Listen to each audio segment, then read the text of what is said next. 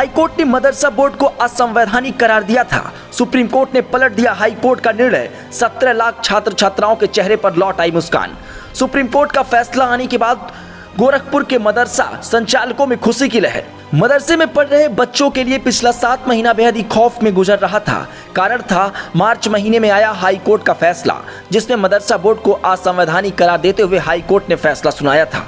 लेकिन 7 महीने बाद सुप्रीम कोर्ट ने हाई कोर्ट के उलट फैसला सुनाया है और लाखों बच्चों के भविष्य को एक बार फिर से दिशा मिली है। यूपी मदरसा बोर्ड की वैधता हाई कोर्ट द्वारा रद्द किए जाने के बाद 5 नवंबर 2024 को सुप्रीम कोर्ट ने मदरसा बोर्ड के हक में फैसला देते हुए इसके वैधता को बरकरार रखा है, जिसके बाद जामियात उलमाए हिंद के अध्यक्ष मौलाना महमूद असद मदनी ने इसके अलावा तमाम मुस्लिम समुदाय के लोग इस फैसले का स्वागत कर रहे हैं। गोरखपुर में भी मदरसा बोर्ड से जुड़े लोगों में इस फैसले के बाद खुशी की लहर साफ तौर पर देखने को मिल सकती है।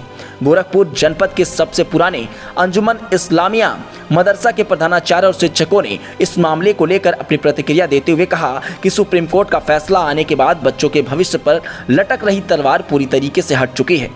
मदरसे में तालीम लेने वाले बच्चे, उनके परिजनों के साथ ही हम शिक्षकों को भी इस फैसले के बाद काफी खुशी मिली है। उन्होंने यह भी कहा कि हम सभी लोगों को राजनीति से दूर रखना चाहिए, क्योंकि हम लोग गरीब से लेकर अमीर तक सभी बच्चों को तालीम देने का काम करते हैं, ताकि आगे चलकर हमारे यहाँ से जो छात्र निकले वो कुछ बन सके। आइए सुनते हैं अंजुमन इस्लामिया मदरसे के प्रधानाचार्य ने इस बारे में और कुछ क्या कहा।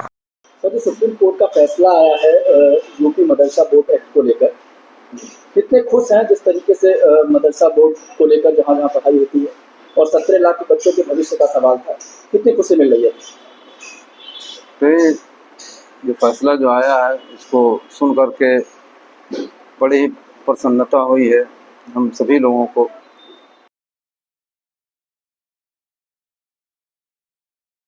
जो भी मदरसे से जुड़े हुए हैं सबको बड़ी प्रसन्नता हुई है और ये समझिए कि ऐतिहासिक फैसला रहा है और इसका हम स्वागत करते हैं। हम सब मिलकर के स्वागत करते हैं। और थोड़ा सा मामला है वो कामिल और फाजिल का, तो उसके लिए भी हमारी जो वो है कमेटी वो इस पर करेगी, बातचीत करेगी। फैसला आने के बाद जो बच्चे थे उनके अंदर एक डर पैदा हुआ था, जो परिजन थे और खासकर पढ़ाने वाले जो गुरुजन हैं उनके अंदर भी एक डर का माहौल था कि अब बच्चों के भविष्य का सवाल है, आगे बच्चे कहाँ जाएंगे। हाँ, थोड़ी सी मायूसी हुई थी कि भाई बच्चे अब हमारे जो है अब अंधकार की तरफ जाएंगे, अब इनका मुस्तकबिल, इनका फ्यूचर थोड़ा सा तारीख हो जाएगा। लेकिन ये है कि पढ़ाई चल रही थी, हम लोग लगे हुए थे, हमारे जो बड़े लोग हैं वो लगे हुए थे और कोशिश कर रहे थे और उसी कोशिश का ये सिला मिला है हम लोगों को कि आज कामयाबी मिली है और हम लोग फिर बहाल हो गए और ये जो फैसला हुआ स्वागत योग्य है। अच्छा, जिस तरीके से मदरसे को लेकर एक परसेप्शन लोगों के माइंड में बना हुआ रहता है कि मदरसे में जो है वो केवल अरबी पढ़ाई जाती है, फारसी पढ़ाई जाती है, उर्दू पढ़ाई जाती है, इन तरीके की चीज़ों को, नहीं सर, इसको कैसे आप डिफेंड करें?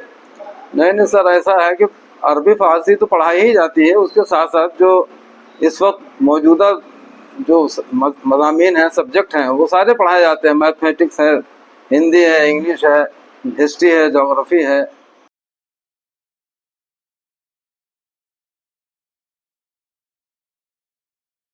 और पढ़ाई क्या मदरसे में होती है? जी जी, जब हर जगह नहीं, लेकिन ये है कि पढ़ाई होती है, जहाँ बच्चे होते हैं पढ़ने वाले वहाँ पढ़ाई होती है, पढ़ाया जाता है। और जो हिंदी पढ़ाई जाती है वो मुंशी मौलवी में, उसमें संस्कृत का पाठ है, उसको पढ़ाया जाता है, पढ़ाई होती है। एक तो बात बताइए, जैसे आमतौर पे देखा जाता है स्कूलों में वहाँ पे हिंदू भी पढ़ते हैं, मुस्लिम भी पढ़ते हैं, लेकिन मदरसे में क्या ऐसा कुछ चीजें हैं कि यहाँ पे हिंदू भी पढ़ने आते हैं? अगर एडमिशन ले तो क्या उनका एडमिशन होगा? हाँ, क्यों नहीं भाई, आएंगे तो वो पढ़ेंगे। और वैसे हमारे वहाँ तो बच्चे इस तरह के हैं नहीं, लेकिन और भी मदरसों में जो है, जो पश्चिम की तरफ मदरसे हैं वहाँ से क्या कारण हो सकता है कि स्कूल में हिंदू और मुस्लिम दोनों पढ़ते हैं लेकिन मदरसे में केवल मुस्लिमों की संख्या अधिक होती है? ऐसी तो कोई बात नहीं है असल में, ये सोच है लोगों की कि भाई वहाँ सिर्फ अरबी फारसी पढ़ाई जाती है, लेकिन ऐसा कुछ नहीं है, वहाँ सारी चीज़ें पढ़ाई जाती हैं। और ये लोग समझते हैं कि खाली अरबी फारसी पढ़ाई होती है, ये उनकी सोच गलत है। यहाँ सारी चीज़ें पढ़ाई जाती हैं, सारे सब्जेक्ट पढ़ाए जाते हैं। क्या शुभ नाम है आपका? जी, नसीमुल्लाह अंसारी। जी।